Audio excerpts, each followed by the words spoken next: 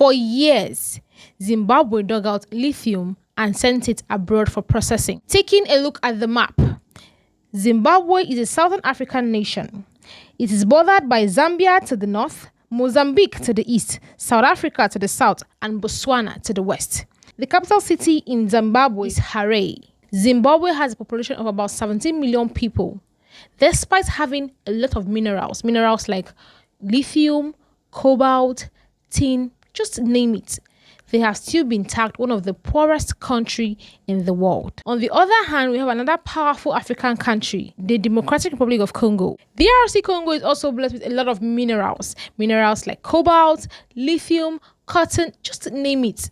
But then, they are also still ranked as one of the poorest countries in the world. Considering the fact that DR Congo contributes 70% of the world's cobalt, you would think that they should be one of the top 3 economies in the world. Why is lithium important? Lithium is often called white gold. This white gold is a lightweight material that is found in your cell phones, your laptops, your electric cars, name it. It also plays the same function as cobalt. The world is shifting toward electricity, and the demand for lithium and cobalt has become so high. The Democratic Republic of Congo should ideally be among the world's 3 largest economies. As of April 2024, the United States had a gross domestic product of nearly $29 trillion, and China had a GDP of nearly $19 trillion, to come second, according to Forbes. Data by the European Union shows that DRC has natural resources totaling more than $24 trillion US. Had those resources been fully tapped, the African nation would have been among the world's topmost economies, as that figure would have comfortably placed DRC above China in second place. The DRC is said to have no less than 100 minerals, with cobalt being the most important one. Statistical records show that in 2023, DRC produced 170,000 metric tons of cobalt, which is 70% of the world's output. Today, the nation is estimated to have 3.5 million metric tons of cobalt. In a world where batteries are increasingly needed to power electric vehicles, smartphones, and computers, Zimbabwe mainly exported their lithium, not until President Emerson Mnangagwa came on board.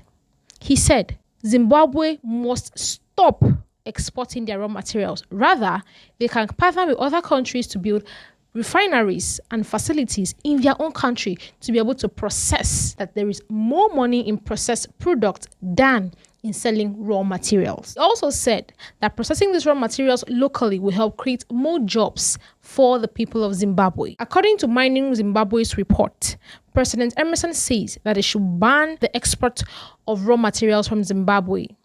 In 2025 alone, Zimbabwe exported 1.1 million tons of lithium, especially to China. But then, the president saw this as a very major problem. In March 2026, the government suspended all exports of raw materials from Zimbabwe. Stakeholders, that government has suspended export of all lithium concentrates and raw minerals with immediate effect until further notice.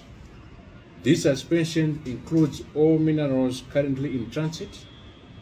To this effect, ZIMRA, MMCZ, and all regulators are advised to observe this suspension without exception.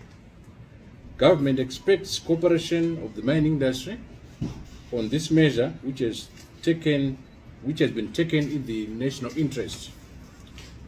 The Minister of Mines and Mining Development will be engaging the industry in the near future on the new expectations and the way. After suspending the export of raw materials in March 2026, a month after that, they had their major breakthrough in April 2026.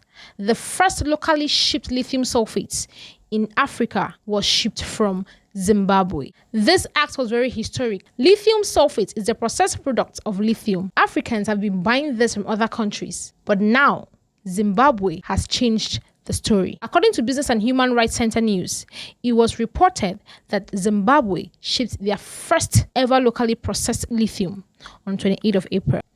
This is a cue to other African countries who have their own raw materials to look inwards stop exporting raw materials, partner with foreign bodies to build more refineries and more facilities for your country. The Chinese company invested about $400 million in the lithium plant that was concluded in 2025. The facility can produce about 50,000 metric tons of lithium annually. This is one of the biggest lithium processing investments in Africa.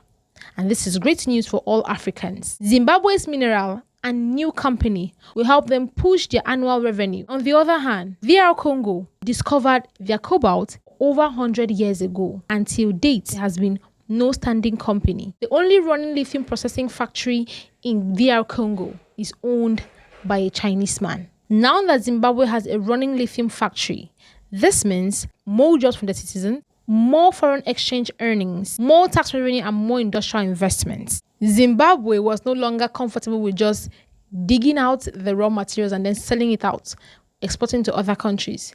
They decided that they will stop exporting, and because the demand for these raw materials are on the high side, this made the Chinese men to rush and build a company. The DRC is in big trouble. They are about to make a deal that may change everything. In what can only be described as a jaw-dropping move, the Democratic Republic of Congo has reportedly reached out to the United States with a shocking offer that sounds like something out of a modern-day colonial playbook. Come protect us, and we'll give you access to our $20 trillion mineral deposit. Zimbabwe has kept the value chain and the interest at home, which is great news for Africa. Let me know your thoughts in the comment section. Do you think other African countries should continue exporting their raw materials, or do you think they should partner with other foreign countries to establish a facility in their own country to help them process their raw materials? Do well to like, do well to share, and don't forget to subscribe to our YouTube channel, Solid Finance Podcast, for more finance content like this.